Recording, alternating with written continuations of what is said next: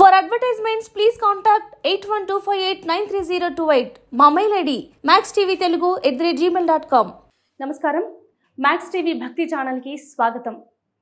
మనకు అనునిత్యం ధర్మ సందేహాలలో ఎన్నో సందేహాలు మనకు కలుగుతూ ఉంటాయి.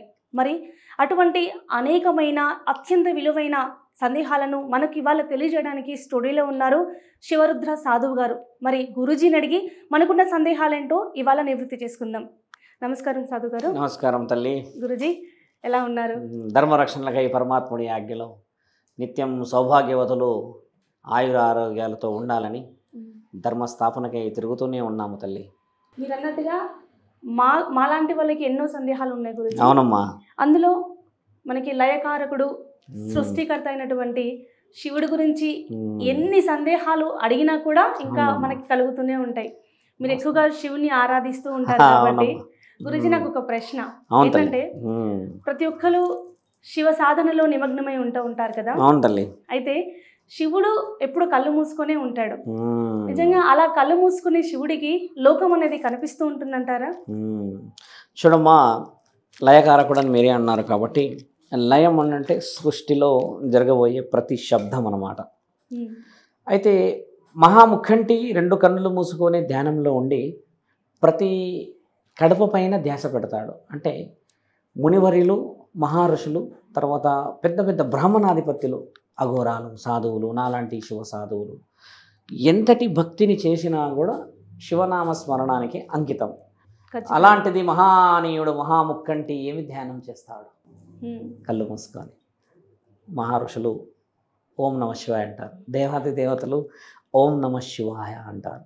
మరి అలాంటిది మహానీయుడు లయకారకుడు సృష్టిని పంచభూతాలను శాసించాల్సింది వదిలేసి కన్నులు మూసుకొని ఏకదాటిగా ధ్యానంలో కూర్చొని ఏం చూస్తాడు, ఏ ధ్యానాన్ని చేస్తాడు అనేది మీరు అడిగిన ప్రశ్న కదమ్మా. మహానీయుడు మహాముఖంటి కళ్ళు మూసుకొని ఏమి చూస్తాడు అని అంటే, అమ్మ, ప్రతి కడపలో సౌభాగ్యవతి చేస్తున్న గొప్ప కార్యక్రమాలను చూస్తాడు. ఎందుకు కళ్ళు మూసే చూడాలా?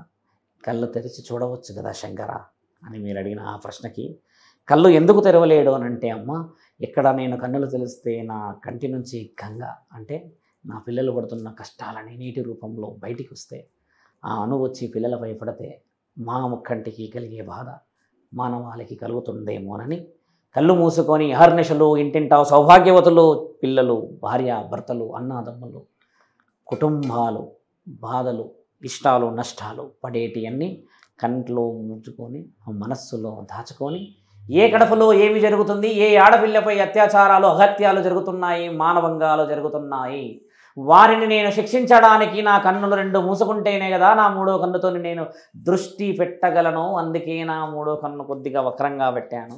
దాంట్లో నుంచే చూస్తున్నాను. నేను నా పిల్లలని నేను నేరుగా రక్షిస్తూ నా కన్నుల నుంచి వచ్చే ఆ కోపాన్ని కానీ నా ఆజ్ఞని కానీ బాధని కానీ నేను చూపించలేను నా పిల్లలకి. కాబట్టి ఒకవేళ నా మూడో కన్ను కూడా వక్రంగా ఉండకపోయినుంటే నా పిల్లలు నన్ను చూడవచ్చనే దాన్ని కొంచెం వక్రీకరించి పరమాత్ముడు ధ్యానంలోనే ఉండి ఇంటింటా గడపలో జరిగే సౌభాగ్యవతులను కాపాడడానికి.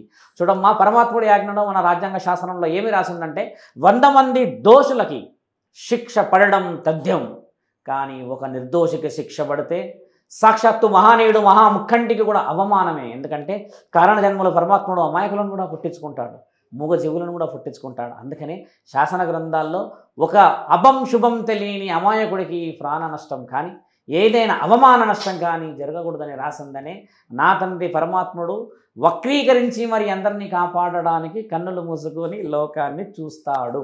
దీంట్లో ఉన్న అర్థం పరమార్థం మునీశ్వరులు కూడా చెప్పిన అద్భుతమైన ఆలోచన ఇదే తల్లి. ఆయన ఏం చూస్తాడో తెలుసా అమ్మ? మహానీయులందరూ ఓం నమ శివాయ అంటే మహాత్ముడు మాత్రం ప్రతి ఇంట సౌభాగ్యాన్ని, ప్రతి ఇంట కడపని చూస్తాడమ్మా. అంటే తండ్రి ఆలోచన, నేను పుట్టించుకున్న నా పిల్లలు అహర్నిశల కష్టాలని సుఖాలని పడుతూ ఉన్నారు కదా, అందులో నీతి నిజాయితీ ఉందా? వారి స్వార్థం ఉందా? ఎంతమందికి సహాయం చేసి ఆకలి నింపుతున్నారు, ఎంతమందికి వీరు నేను ఉన్నానని ఆలోచనను ఇస్తున్నారు, అంటే ధైర్యాన్ని ఇస్తున్నారు, అది నిజమా కాదా అని ముక్కంటి ఇలా చేతులు పెట్టి ధ్యాస పెట్టి మన కడపలోనే చూస్తాడు. అందుకని మహానీయుడు ఇప్పటికీ కన్నులు తెరవడు. ఆయన కన్నులు తెరిచిన ఆ క్షణాన్ని మానవులు చూడలేరు. అలాగే గురుగారు, శివుడు లయకారుడు, అలాగే బోలాశంకరుడు అంటారు. కానీ చాలామంది ఏంటంటే శివుని నమ్ముకుంటే కష్టాలు చాలా ఉంటాయని అంటూ ఉంటారు. ఎందుకని అన్ని కష్టాలు ఆయన నమ్ముకుంటే? చూడమ్మా, శివుడిని నమ్ముకున్న వాడికి కష్టాలకి ముఖ్యమైన కారణం కారణ జన్మలు. ఇప్పుడు మేమే ఉన్నాం, కాళ్ళకి చెప్పులు లేవు, ఎండలో తిరుగుతాం. ఎవరైనా ఏదన్నా అన్నం పెడుతూ ఉంటారు, లేదా ఎవరైనా డబ్బులు ఏదో ఇచ్చి ఏదైనా తినండి అంటూ ఉంటారు. ఇవన్నీ చేస్తూ వస్తూ ఉంటాం. అయితే శివభక్తులకి నిజంగా కష్టాలు లేదు, అది అబద్ధమైన మాట. మీకు నేను రుజువు చేయిస్తాను. శివభక్తులకి ఎందుకు కష్టాలు, ఎందుకు ఆ విధమైన పరీక్షలు పరమాత్ముడు పెడతాడు అని అంటే, అమ్మ, మనస్సాక్షిని గెలవాలనుకున్న వాడికి శివుడు పెట్టే పరీక్ష, నన్ను చేరడానికి నీకు కావాల్సింది అంతఃకరణ శుద్ధి మాత్రమే. దేహం మీద అలంకరణ ఉన్నవాడు మరి ఏ విధంగా కష్టాన్ని అనుభవించగలడు తల్లి? వేరే దేవతల విషయంలో పోతే మనము పట్టు చీరలు కట్టుకుంటాము, బంగారాలు వేసుకుంటాం, వజ్రాలు, అది వేరు. మహానీయుడు మహాముఖ్య అంటే ఆయన శరీర భాగాల్లో అన్నిటికీ అర్థం పెట్టి కూర్చున్న వాడిని చేరాలి అని అంటే, మరి నీవు ఆయన్నే కష్టాల్లో కూర్చొని లోకాన్ని కాపాడుతూ ఉంటే ఆయన భక్తుడిని ఆయన ఎలా సుఖం పెట్టేసేసి లోకం మీద జరిగే అన్ని కార్యక్రమాలకి న్యాయాన్ని చూపించగలడమ్మా?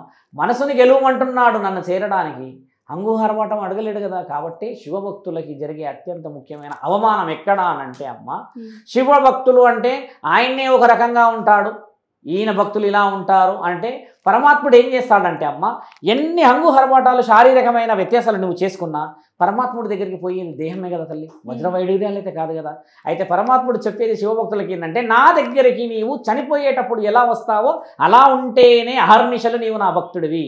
అందుకే నన్ను తాకడానికి, నన్ను రావడానికి, నా దగ్గరికి అంటే నా భక్తి శివనామస్మరణాన్ని స్మరించడాలన్నా కూడా కష్టాన్ని అనుభవించి ఆ దాంట్లో నీవు మైమరిచిపోయే ప్రేమను చూయిస్తేనే నా దగ్గరికి వస్తావంటే, నిజమైన భక్తి అనేది శరీరంతోని రాదు, మనస్సు అంతఃకరణ శుద్ధితో వస్తుందనే శివుడే వీళ్ళకి ఖచ్చితంగా పరీక్షలు పెడతాడు. నేను చెప్పిన దాంట్లో చూడమ్మా, పల్లకి బంగారుది కావచ్చు, కానీ మనతో పాటు పాతయ్యారు కదమ్మా.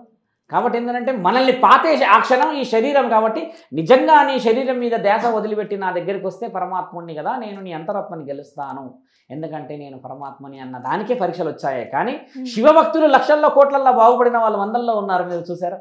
వ్యాపారవేత్తలు పెద్ద పెద్ద వాళ్ళు ఉన్నారు, కాశీ విశ్వేశ్వరుల ఆలయంలో ఉన్న పురోహితులు బాగుపడ్డ వాళ్ళు, ఎందరో శివభక్తులు బాగుపడిన వాళ్ళు ఉన్నారు. వీళ్ళ లెక్క వేరు, వీళ్ళ లెక్క వేరు ఏంటంటే, అమ్మ, ఇదంటే సాధు లక్షణం. ఎవరిపై పరమాత్ముడు ఆయన దగ్గరికి పిలుచుకుంటాడంటే, ఎక్కడైతే ధర్మాన్ని నీవు స్థాపించగలుగుతావు అని పరమాత్ముడు నమ్ముతాడో, నిజంగా స్థాపిస్తాడా లేడా, మానవ జన్మే ఎత్తాడు కాబట్టి నేను పెట్టే పరీక్షకి అర్హుడా కాదా.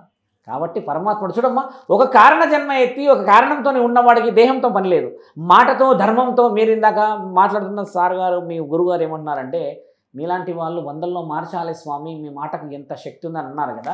అలాంటి వారికి దేహంతో పని లేదు, నాలుకతోనే పని, అవతల వ్యక్తికి చూసే ఆ శక్తితోనే పని కదమ్మా. పరమాత్ముడిచ్చే అత్యంత ముఖ్యమైన సందేశం ఏంటంటే, శివభక్తులని కష్టపెట్టట్లేడు, శివభక్తులని కష్టాన్ని ఎదుర్కొని కష్టాన్ని దాటుకొని నన్ను చేరు, జరగవలసిన కార్యక్రమాల్లో నేను నీతో పాటు చేరుతాను అంటున్నాడు. ఇది అంతరార్థంలో పరమార్థం. ఈ విషయాన్ని వీరన్నదాన్ని చెడుగా చెప్పేవాళ్ళే ఉన్నారు. కష్టాలు భక్తులకి, కష్టాలు శివుడు దేవాది దేవతలకి వజ్ర వైడూర్యాలు ఇచ్చినవాడు భక్తునికి ఎలా ఇస్తాడమ్మా కష్టం? అది అబద్ధం కదా. చెప్పతల్లి. ధన్యవాదాలు గురుగారు. ధర్మో రక్షతి రక్షత అమ్మ.